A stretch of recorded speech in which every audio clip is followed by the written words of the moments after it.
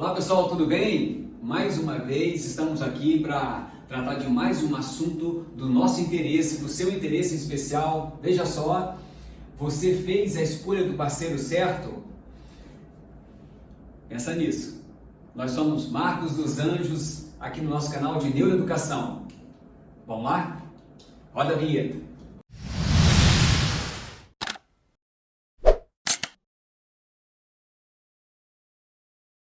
Então pessoal, voltando ao assunto de hoje, a pergunta era: você fez a escolha do parceiro ideal?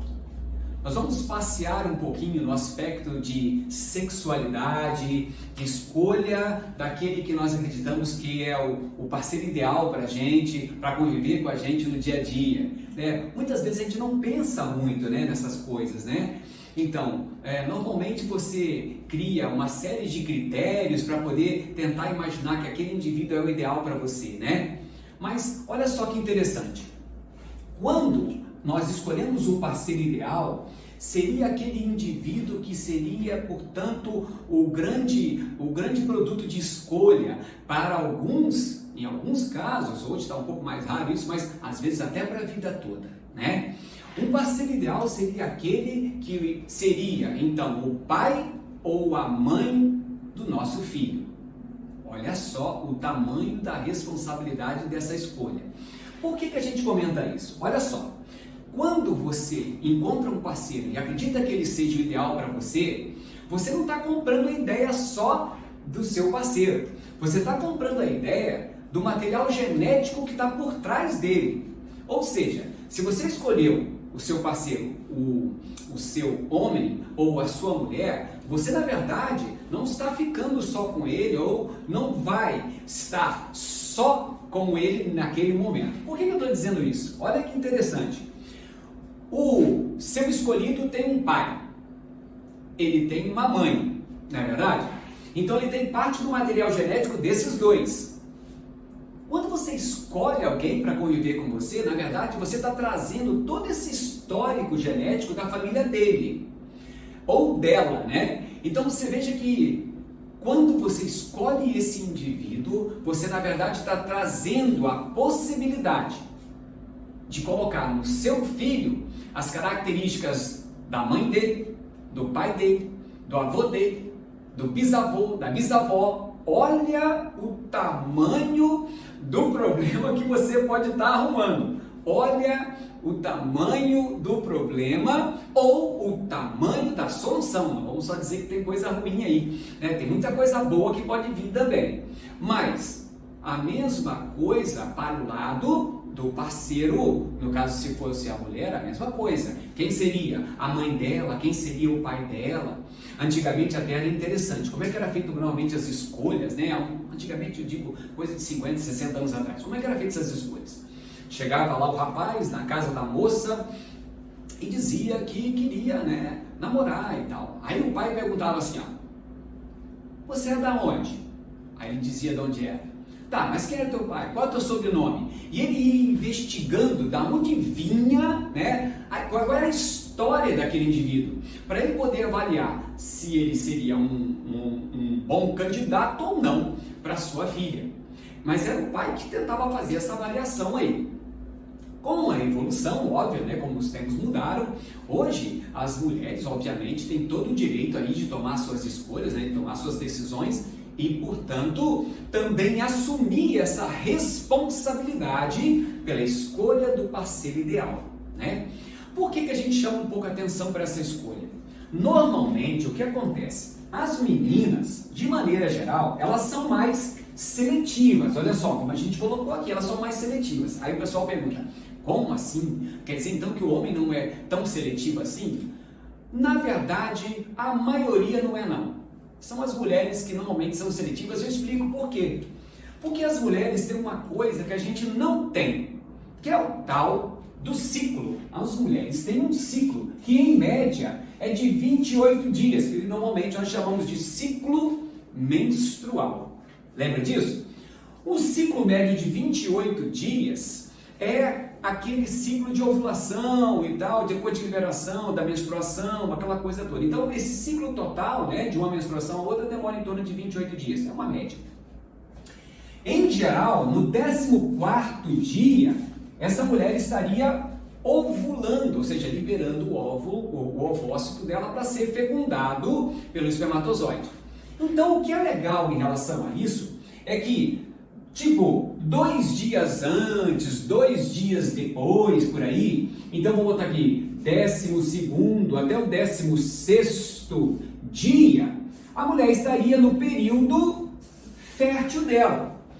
E no período fértil, a mulher fica muito parecida com a gente. Ou seja, fica pouco seletiva. Então, o que acontece? Toda a seleção que ela fazia fora do período fértil dela, ela dizia talvez que ele é baixinho demais. Ele é alto demais. Não, ele não é muito inteligente. Então, todo esse coeficiente de exigência que ela coloca, no período fértil, isso muda um pouco. A mulher, ela passa a ficar mais receptiva. À medida que ela é receptiva, então, menos seletiva ela é.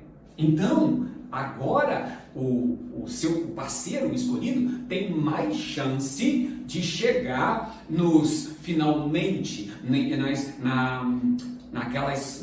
chegar no final da questão sexual, a gente está falando, né? Então, isso acontece, repare, no 12º ou 16º dia, em média. Então quer dizer que nesse período as meninas ficam muito parecidas com os homens. É isso mesmo, tá? Já os homens não têm período fértil, tá?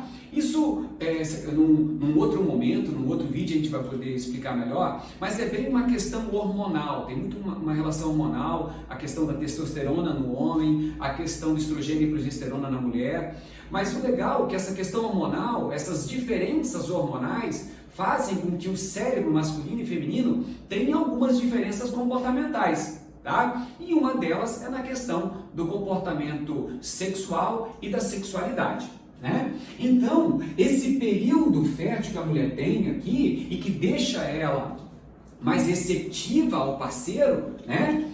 O homem não tem. Então, o homem, normalmente, a testosterona dele está sempre um pouquinho mais elevada e daí estimula mais o cérebro a ter vontade e desejo sexual. Por isso que, normalmente, a gente comenta que o homem, de maneira geral, ele é menos seletivo, tá? Comparado com as meninas, tá legal? Isso significa o seguinte, que a menor seleção do homem e a maior seletividade da mulher é uma condição teológica muito legal, né? Porque numa relação a dois, não dá para agradar só o homem que quer ter sexo o tempo inteiro, né? Na maioria das vezes, se ele for saudável e se ele gostar da menina, ele vai querer ter relação sexual o tempo inteiro. Mas a menina não, a menina já é mais seletiva, já é mais cuidadosa, não tem desejo o tempo inteiro, então ela consegue escolher melhor esse parceiro, né? O indivíduo ideal. Digamos que ela tem uma chance menor de cometer erros, exatamente por ser mais seletiva. Não é uma falha ou um problema da natureza o homem ser assim, menos seletivo, e a mulher ser mais... Não é, não. Evoluiu assim. Então, obviamente, que a gente tem que pensar que tem um propósito bem legal por trás disso, né? Ou seja, isso aumenta a chance de que, se der certo esse encontro aqui e se culminar em um ato sexual e, portanto, tiver um filho, que ele tenha o aspecto seletivo da mãe, né?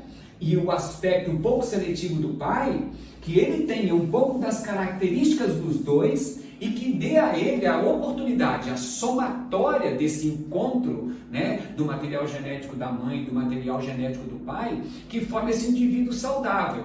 Lembra? 23 cromossomos da mãe e 23 do pai vão fazer um indivíduozinho de 46. Tá? Então, esse indivíduo de 46 cromossomos, se passar por um processo seletivo legal, se o pai for saudável, a chance do filho ser saudável também é muito grande. Por outro lado, olha para onde a gente pode ir. Quando nós comentamos dos nossos antepassados, ou seja, quando nós trazemos para os nossos filhos o material genético dos nossos antepassados também, Existem pesquisas que apontam, por exemplo, para o fato de que se os avós fumaram, e há um tempo atrás era muito comum, né, o uso do tabaco, né, era muito comum, dependendo da quantidade que esse indivíduo fumou, da família do marido ou da família da mulher, ele poderia, olha que interessante, fazer com que o filho, no caso, o neto desse avô, né? Imagina que eu estou falando do pai que fumou aqui, ó, o avô. Se o avô fumar, poderia levar a problema respiratório no filho. Olha como é que as coisas são, né? Olha para onde a gente caminha, né? Então, dependendo do histórico dos avós, dos bisavós, o resultado dessa história pode se revelar no neto, no bisneto, né? E normalmente ninguém pensa nisso na hora de fazer a escolha pelo seu parceiro ideal. Mas olha como pode ser importante fazer a escolha obedecendo determinados parâmetros. Em alguns países do mundo, por exemplo, já é possível fazer uma análise genética, né, da composição, da estrutura genética do pai e da mãe que um dia querem ter filho, para ver, por exemplo, a possibilidade de passar para o filho uma determinada doença. Então, sei lá, se a mãe tem naquela família um problema cardíaco grave e o pai também tem no seu código genético a mesma probabilidade de doença, seria grande a possibilidade disso ser passado para o filho ou para o neto depois, e de se manifestar no neto, né? No filho ou no neto. Veja como a gente muitas vezes acha que as escolhas são feitas de uma forma aleatória e tal, mas a natureza, ela tentou durante muitos anos criar instrumentos que pudessem fazer com que a gente tentasse escolher a pessoa certa.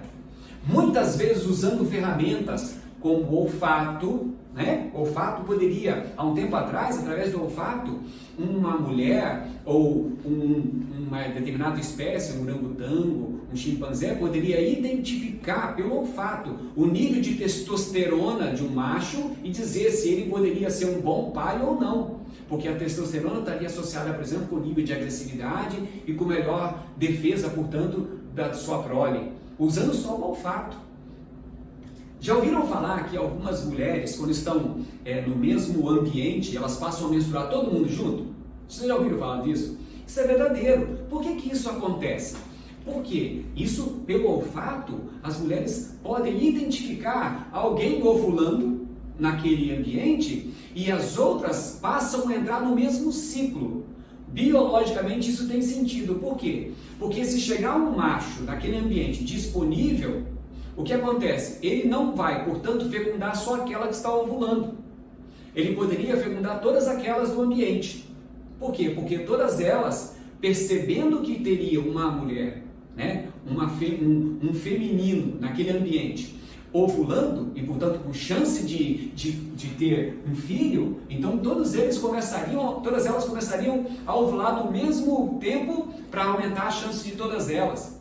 Veja como a natureza tenta criar condições totalmente biológicas, naturais, para que o indivíduo tente fazer uma escolha certa. Legal essas coisas, esse assunto, né? Nós podemos tratar disso muito mais vezes, porque tem muita coisa para falar sobre esse assunto, tá? É bem legal. Tá bom, pessoal? Então, vou te fazer a pergunta. Você fez a escolha do parceiro certo?